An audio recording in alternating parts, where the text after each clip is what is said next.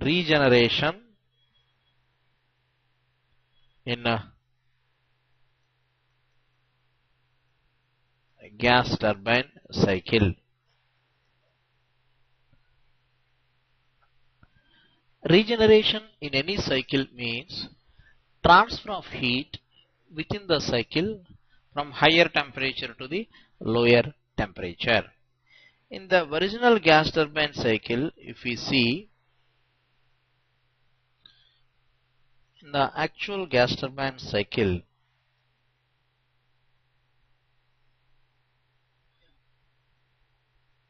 on temperature entropy diagram, if you see, there is a considerable temperature difference between turbine exhaust gases and compressed air. If we can transfer the heat from the turbine exhaust gases to the compressed air, the external heat supplied in the combustion chamber can be reduced, thereby thermal efficiency can be increased. So, regeneration in gas turbine cycle means transfer of heat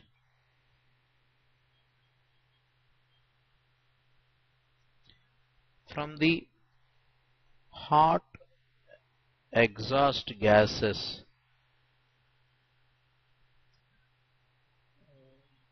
leaving the turbine to the compressed air in a heat exchanger called Regenerator. Now, I draw the flow diagram for the regenerative Rankine cycle.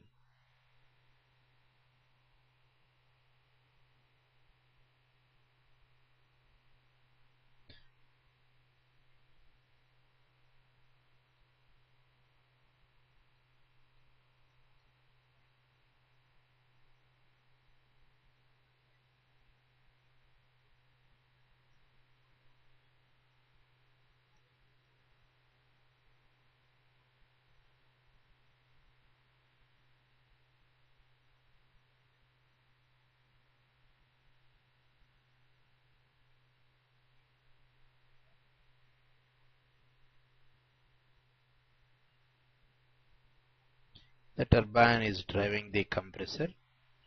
The exhaust gases leaving the turbine in this cycle, instead of going to the atmosphere directly, first they go to the regenerator. There they transfer their heat to the compressed air and then they go to the atmosphere. So in the regenerator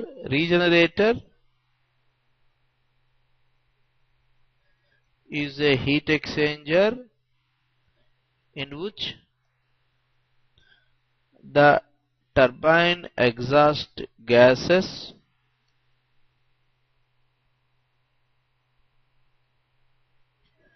transfer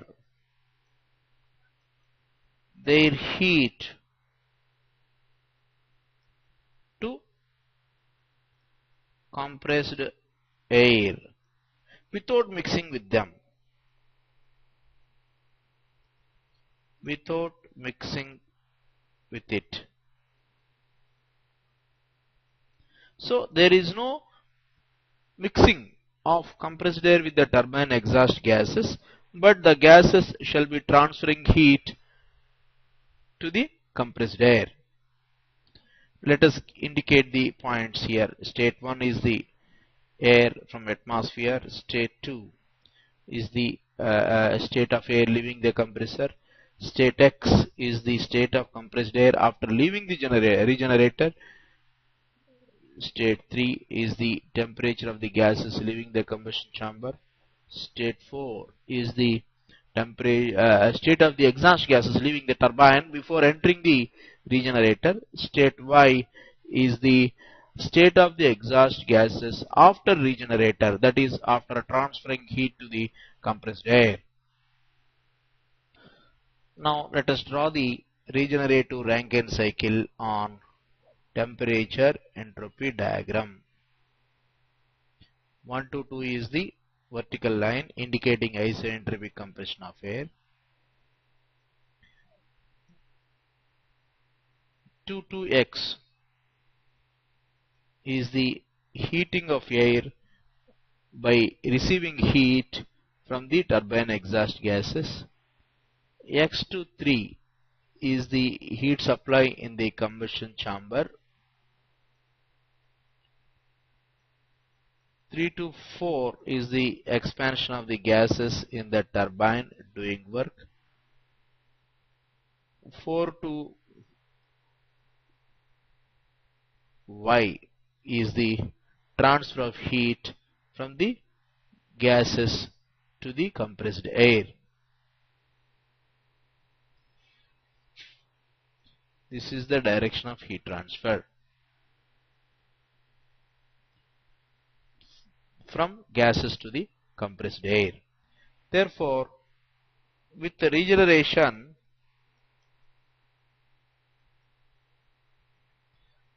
the external heat supplied now in the combustion chamber is Cp of the gases into T3 minus Tx.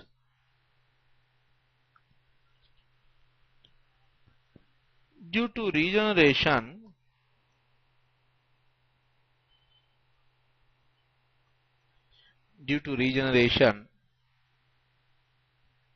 number 1, turbine work output will not change. Number 2, compressor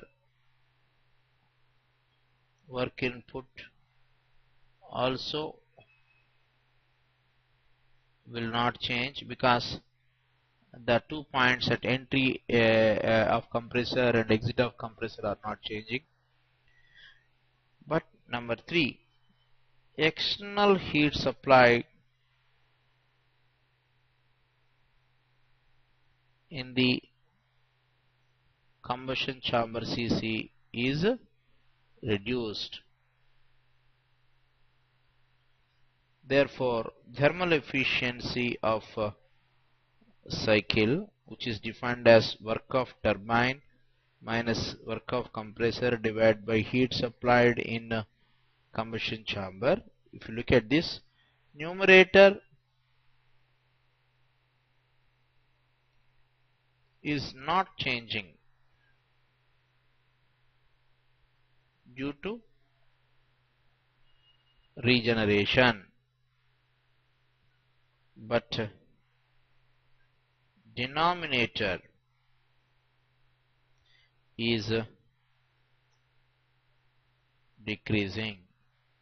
Therefore, regeneration in a gas turbine cycle results in improvement of thermal efficiency, that is without changing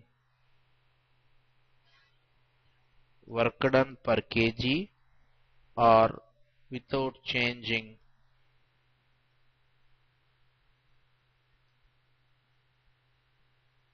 work ratio. Now let us see reheating in a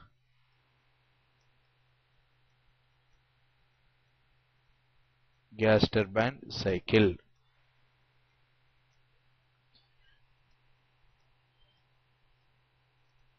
Reheating means increasing the temperature of gases by adding extra heat to it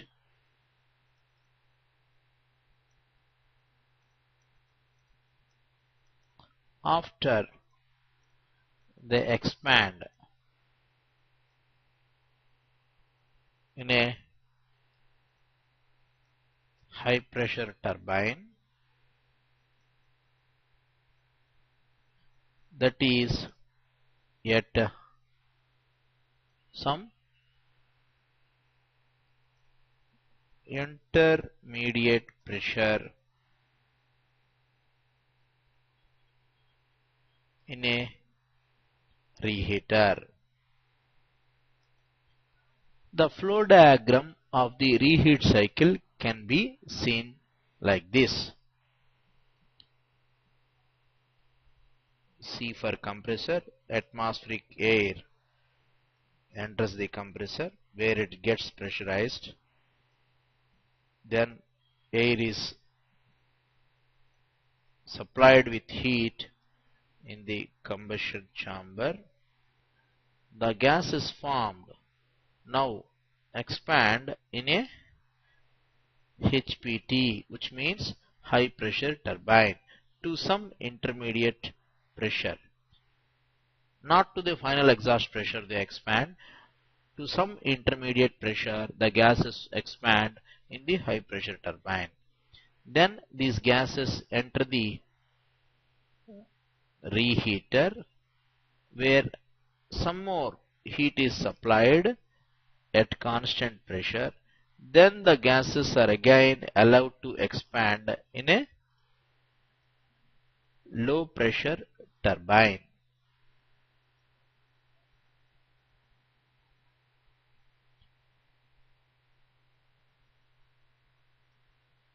The gases leaving the low pressure turbine are exhausted to atmosphere. Reheating is done in a device called reheater at a constant pressure. Giving the points, salient points: 1 for inlet air, 2 after compression, 3 after combustion chamber, 4 the temperature of the gases leaving the HPT or entry to the reheater, 5 is the temperature of the gases leaving the reheater, and 6 is the final exhaust gases leaving the low pressure turbine, that is entering the atmosphere. The TS diagram for this reheat cycle can be given like this.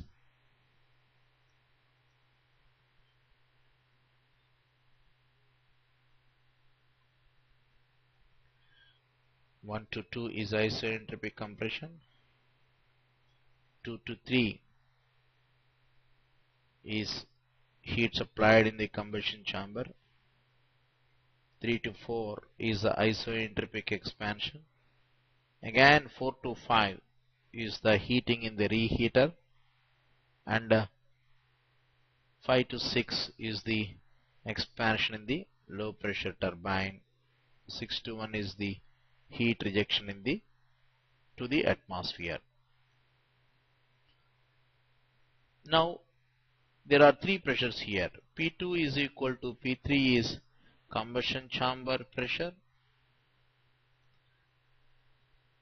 P4 is equal to P5 is equal to reheater pressure. P6 is equal to P1 is equal to atmospheric pressure or entry pressure of the air into the compressor, or exhaust pressure of the gases leaving the low pressure turbine. P6 is the exhaust pressure, which is same as the atmospheric pressure of air entering the compressor. The thermal efficiency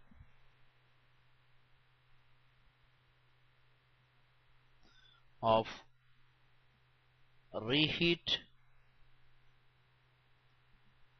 gas turbine cycle is given as HPT work plus LPT work minus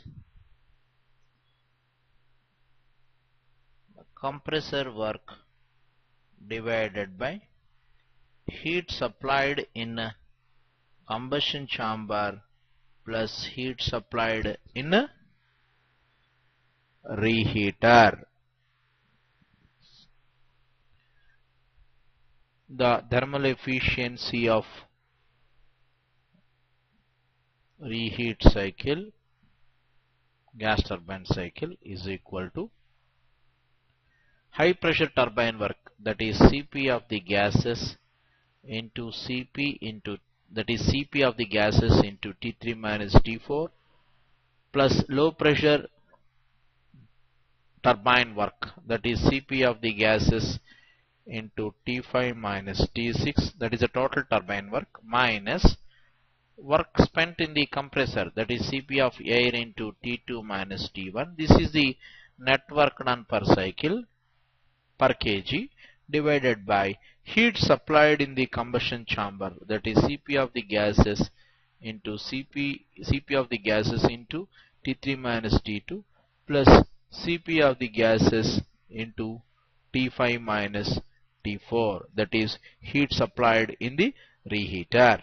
So this gives the thermal efficiency of the reheat cycle. Reheating in gas turbines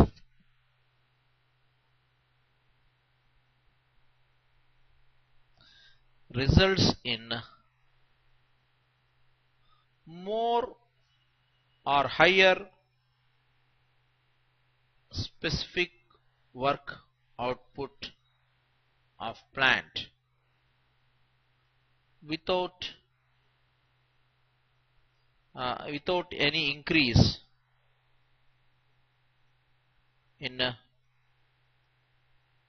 thermal efficiency.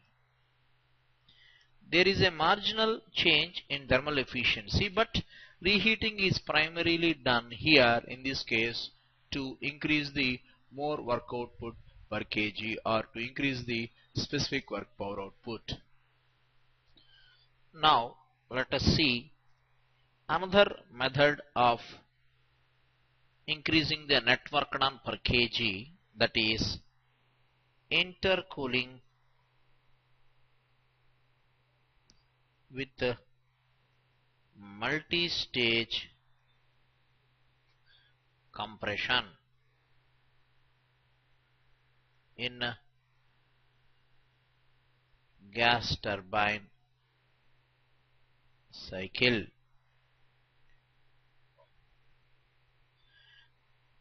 It is hereby to note that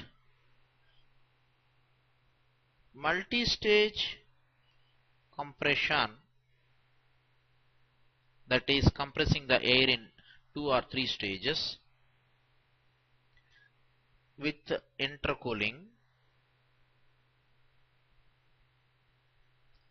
requires lesser work of compression as compared to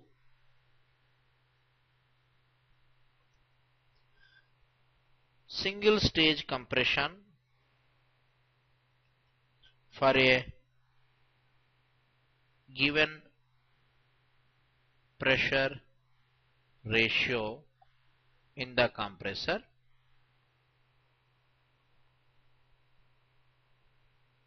and also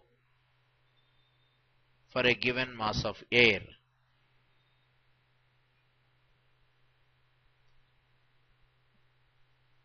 the important point here is when we do the compression in stages with providing intercooling between the stages, we always require lesser work to do on the compressor for a given pressure ratio and for a given mass of air flowing through the compressor.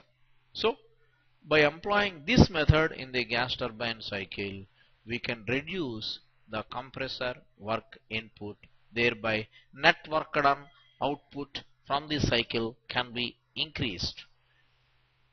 The cycle flow diagram can be seen like this. We have two compressors, namely LPC, that is called as low pressure compressor, and then air enters a device called intercooler. Then air is compressed again in a HPC known as high pressure compressor. Then air enters the combustion chamber. Then gas is formed in the combustion chamber, expands in the gas turbine to atmospheric pressure, giving the points namely 1, 2, 3, 4, 5 and 6.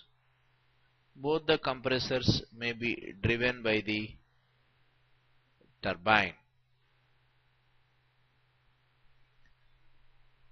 The important thing to be noted here is the air after certain compression in the low pressure compressor to intermediate pressure, it enters the intercooler where at constant pressure it rejects heat. It gets cooled, air gets cooled, and then air enters the high pressure compressor for further increase in pressure. Ideal intercooling means, number 1, temperature of air after intercooler, in this case that is T3 as shown in the figure, should be equal to the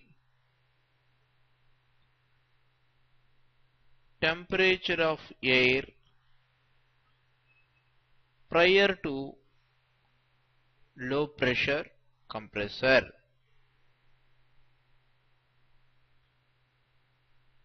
That is T3 should be equal to the T1. That is one condition for ideal or perfect intercooling. The second condition required is there should not be any pressure drop in intercooler. That is, in the above figure, P3 must be equal to the P2 must be equal to the pressure in the intercooler. The gas turbine cycle with intercooling can be seen on the TS plane like this. I assume there is perfect intercooling is there.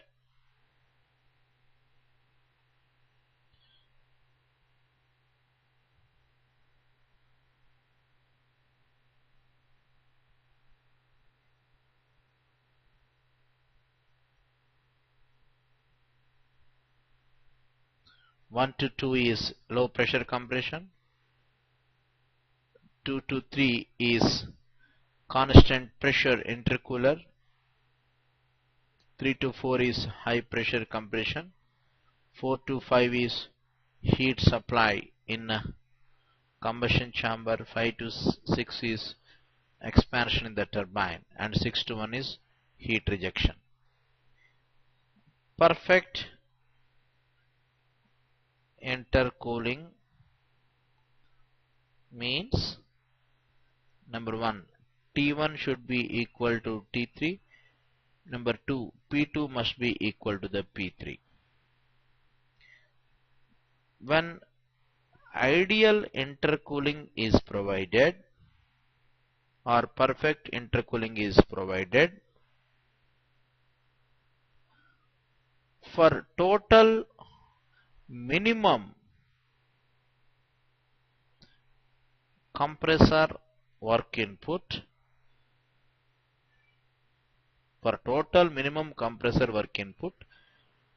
the pressure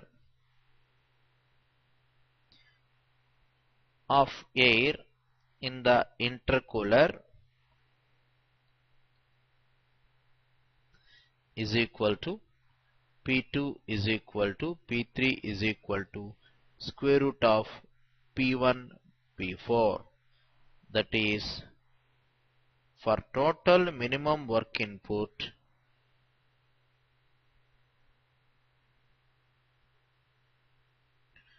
the intercooler pressure should be chosen in such a fashion that the pressure ratio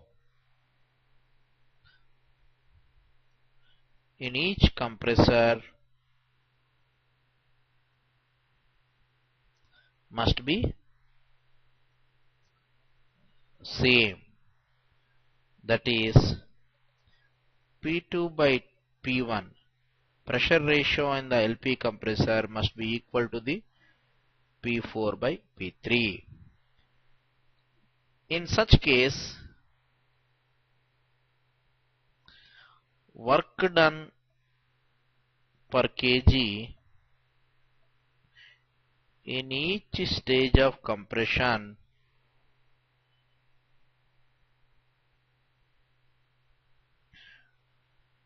shall be equal. That is, work of LP compressor is equal to work of HP compressor. That is, if we just multiply the work in each stage of compression with the number of stages, we will get the total work done in all the compressors.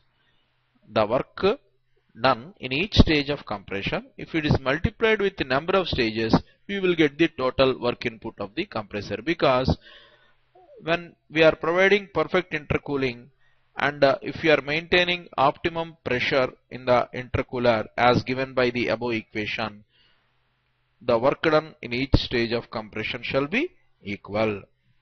So for total minimum work done, the pressure in the intercooler should be chosen in such a way that the pressure ratio across each stage of compression must have to be the same.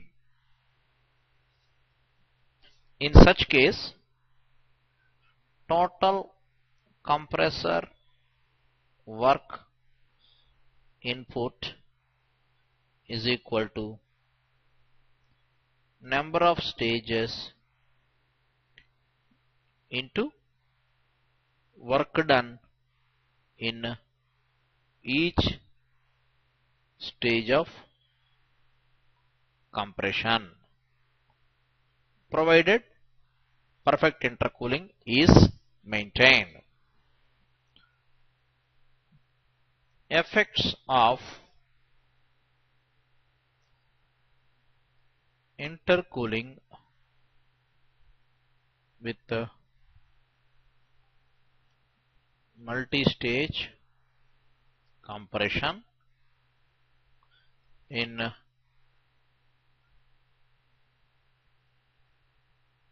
gas turbine cycle.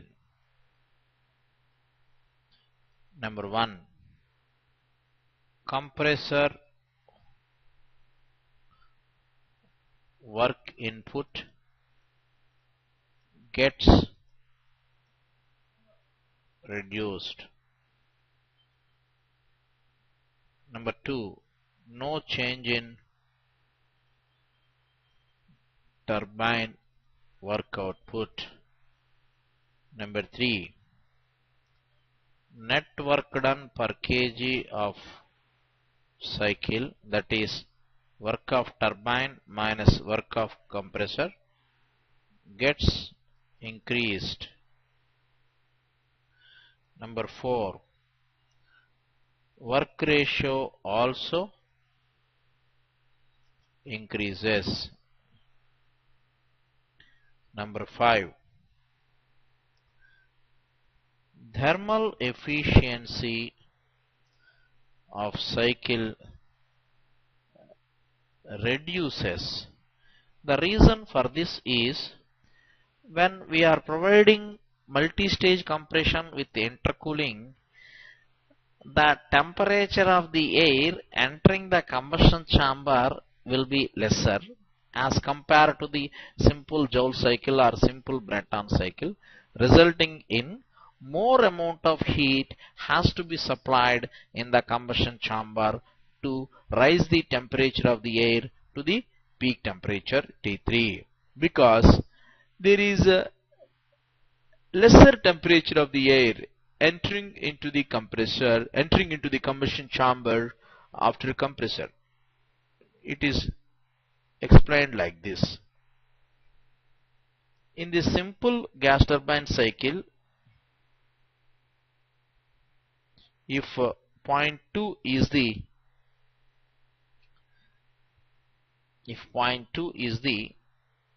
temperature of air entering the combustion chamber, for the same pressure ratio with multi-stage compression, the temperature of air now entering the combustion chamber will be 2 dash.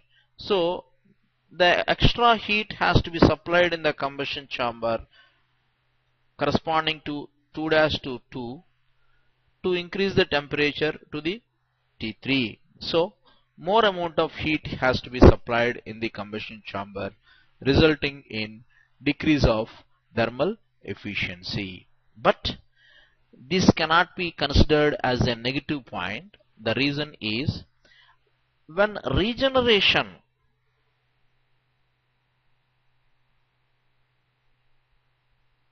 is coupled with the multi-stage compression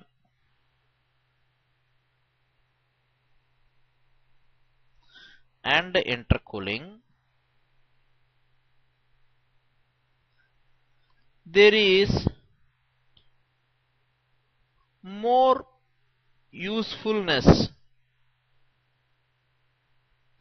of regeneration, because with the intercooling and multi-stage compression,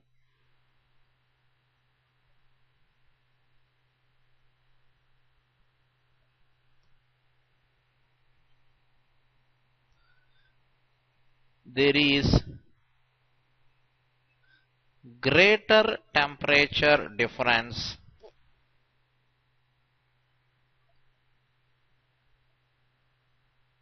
between turbine exhaust gases and compressed air. So when intercooling with multi-stage compression is employed, if you couple this method with the regeneration, since there is a greater temperature difference as shown in the figure between the turbine exhaust and compressed air after compressor, that results in more amount of heat can be transferred from the gases to the compressed air. So the decrease in thermal efficiency due to intercooling with multi-stage compression can be compensated if this is coupled with regeneration. Now I shall solve a previous gate objective question.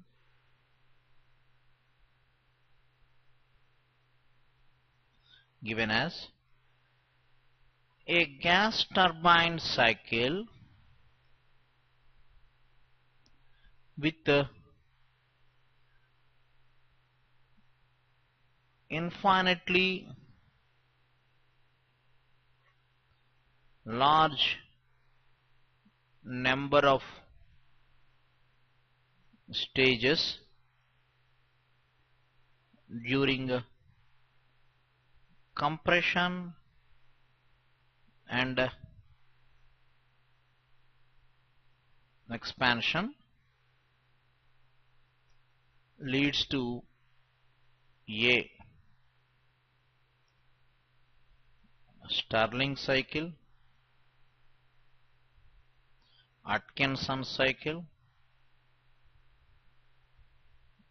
Ericsson cycle, D. Breton cycle. The answer to this question could be given with the help of a TS diagram. A gas turbine cycle with a large number of compression stages like this.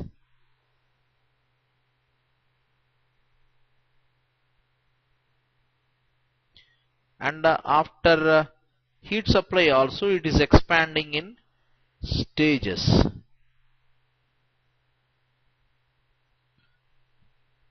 So when you are providing infinitely large number of compression stages, the locus of all these compression stages shall be a straight line.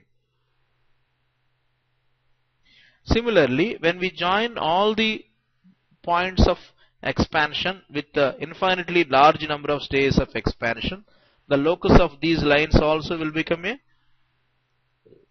straight line. The resulting cycle would be look like this. On TS plane, an isobar,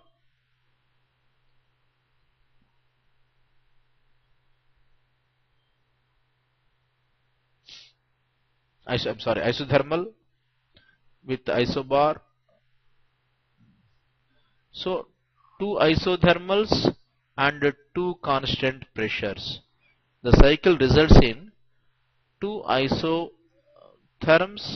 and two isobaric lines. Such cycle is known as Ericsson cycle. Answer is C.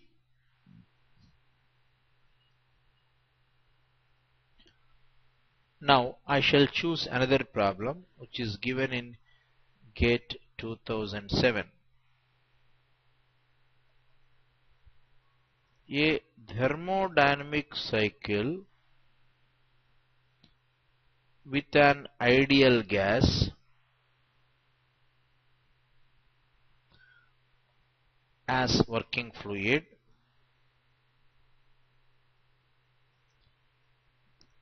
is shown below on PV plane.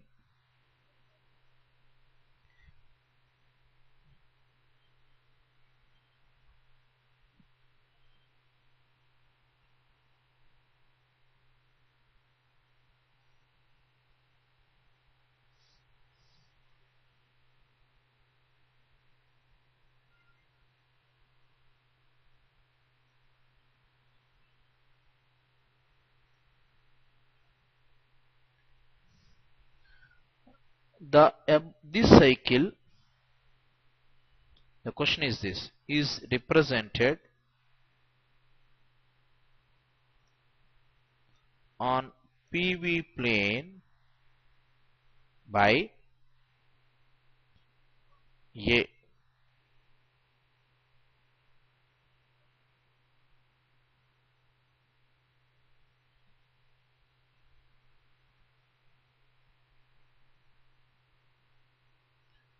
B.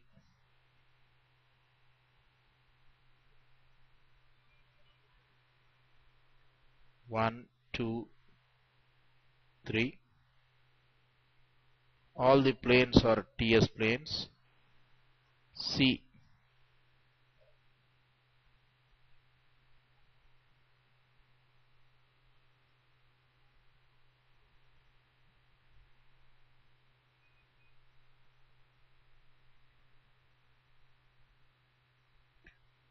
D.